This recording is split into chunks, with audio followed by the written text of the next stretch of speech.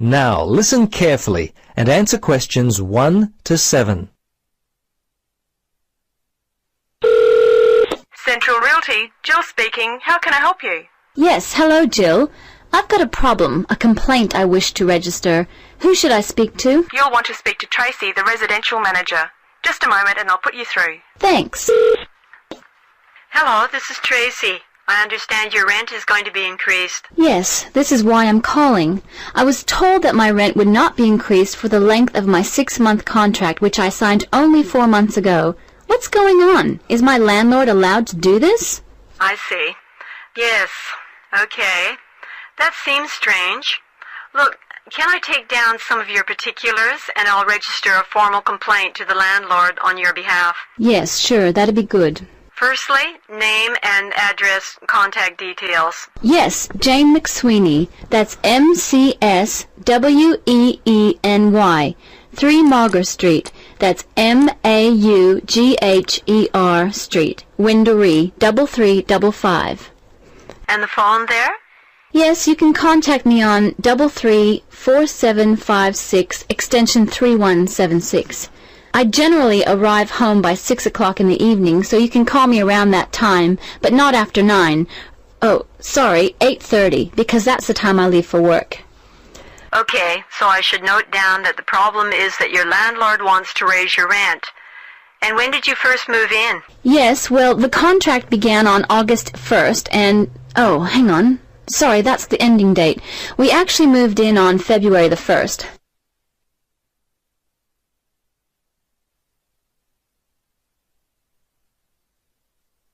Now listen carefully and answer questions 8 to 10. Okay, good. Now, if need be, you will have to send a letter to the Rental Tenancy Board. But as I said, first let us approach your landlord on your behalf and see if we can work out the problem before it gets to that situation. I'd be very surprised if you have to send a letter. 95% of these kinds of problems get solved early on. Okay. Now, if you have any problems you need to discuss, feel free to come in and talk with the general manager. In the meantime, if you would just wait until we receive an answer from your landlord, we'll be able to then plan our next step. Is there anything else I could be doing? Well, you could write a letter to the RTB listing all the events as they happened from your point of view. But as I say, hold on to it. Don't send it unless we have to. Well, that's about it for now. Thanks for your call. I'm sure we can sort this out. Thanks very much for your help. I hope we can sort it out too. Bye for now. Yes, bye. You will hear a speech given to new employees at a museum. You have 30 seconds to look at questions 11 to 13.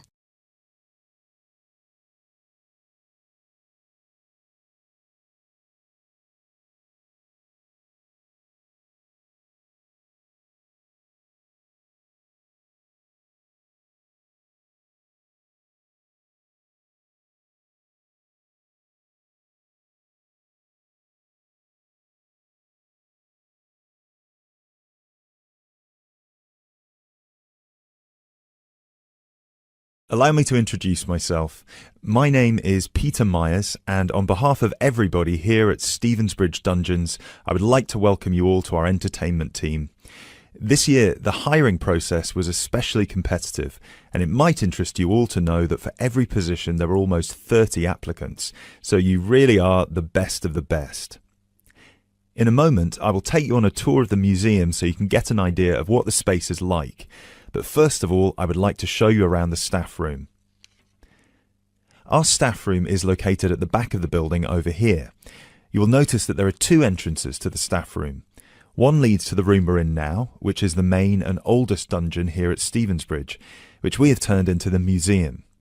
This is where you will greet the new visitors, and also where the tour throughout the dungeons will begin. I should mention now that we only ever send visitors through as part of a group, so even on the busy days you will still get roughly 10 minutes of free time between each group. Make sure you use that time wisely, because you'll need to get straight back into character as soon as it's over.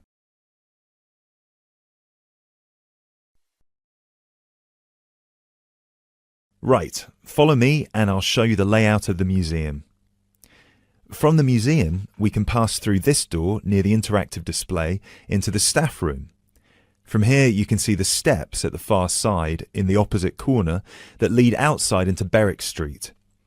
When you arrive for a shift, it will be much easier for you all to come in the Berwick Street entrance directly down the steps to the staff room. If you come in through the main visitor entrance, it will take you longer to get past security. As you can all see, there are lockers on your right-hand side. They should be big enough for you to put your bags and coats in. You'll get given keys later that work with any of the lockers in here. Over on the other side, past the lockers, is our most exciting area. This is where our wardrobe and makeup will take place.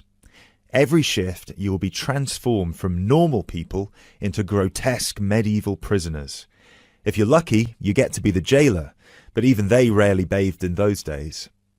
Of course, some of you might consider yourselves method actors, but please do try to shower before your shift. We don't want to give visitors an experience that's too authentic.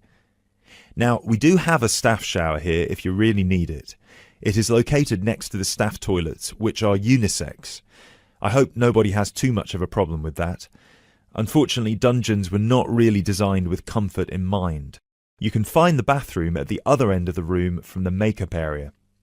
There is also another toilet for the public, concealed just to the right of the door into this room.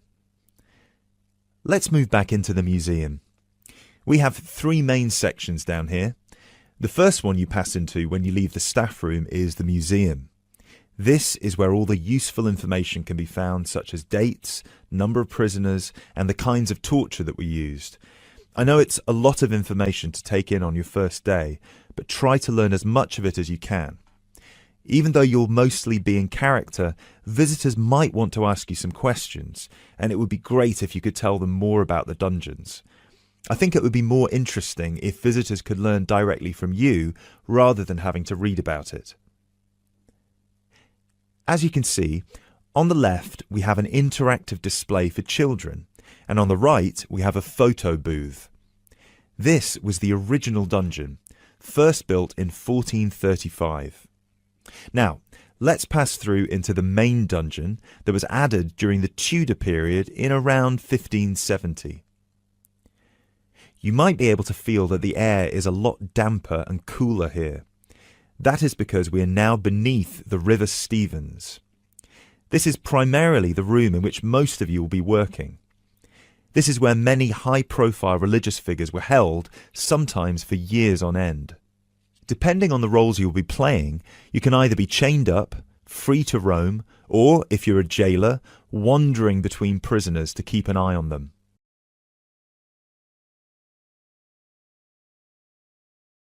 Now we will pass into our third and final section, the prison cells. Over here, you can see there are some wooden stocks and a fake gibbet. Don't worry, I can see a couple of you looking concerned. You don't need to reenact any of the torture scenes for visitors. One person each shift will play the jailer in here, where you will give a speech to the group about some of the more notable prisoners to stay here in the past. This is usually the end of the tour, but some visitors will certainly want to ask you more questions at this point, so please try your best to make yourselves available. Help them by answering any questions they have. Also, feel free to guide the visitors through the museum if you see that they're going the wrong way. This concludes our introduction to your new workplace. If you'll please follow me, I will get you all issued with your keys and some information about the dungeons that you can take home with you to study. I will also introduce you to your shift supervisor, Alice Stiles, and you can ask her any questions you may have about your roles.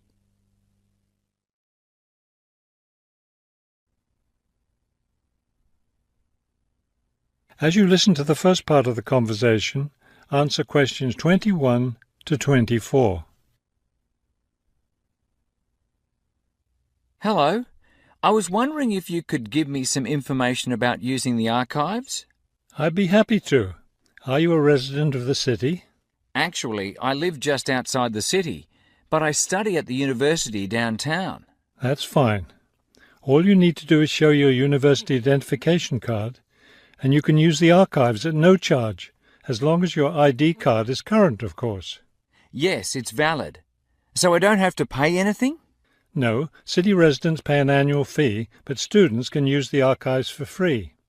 Everyone else needs to get special permission from the director, but that doesn't apply to you, of course. Oh, good. I was also wondering about the schedule. I have classes every day, Monday through Friday, and I also have a part-time job, so I could really only use the archives on weekends. That's not a problem at all. We're open all weekend. Actually, the only day we're closed is Monday, so you can come any day, Tuesday through Sunday. Are you open in the evenings? Yes, we're open from 9:30 in the morning until 8:30 in the evening. That will fit my schedule well.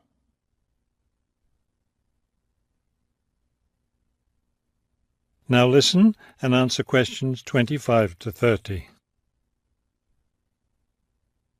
Is there something else I can help you with? Yes. One thing I'll be needing to see for one of my class projects is old photographs. Do you have photographs of the city in the 19th century that I could look at? Yes, we store all the photographs in the basement. Those stairs over there will take you down to the photography collection. Just tell the librarian there what you're interested in, and he'll help you. Those would be 19th century photographs? Yes, the entire collection is there. Now, if you're interested in seeing documents from the 19th century, those are right here on the ground floor. I would like to see some of those documents. Does that collection include newspapers too? No, all the newspapers from the earliest ones in the 18th century up to the current time are on the second floor.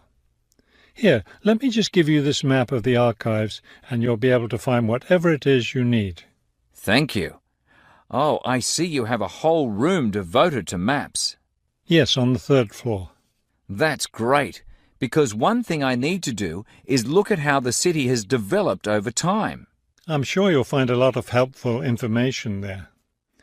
Of course, some of the maps are several centuries old, so generally visitors are only allowed to see photographic reproductions of them. That shouldn't be a problem. What's this on the fourth floor? Ogden's Woolen Mill. As I'm sure you know, Ogden's Woolen Mill was the major entity responsible for the growth of this city in the 19th century. The Ogdeniers gave money for the archives to devote an entire floor to information about the history of the mill. Will I be able to find information about the Ogden family there? Photographs, personal papers, things like that? Probably the family photographs are stored downstairs in the photography collection. The personal papers would be on the fifth floor, where we keep all the personal papers of famous residents of our city. Thank you so much for your help. I'll be able to do a lot of my research here.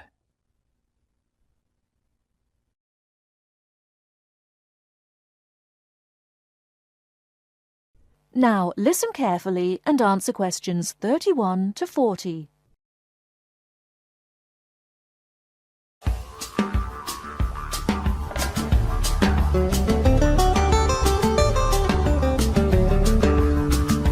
Welcome to this week's edition of Countrywide.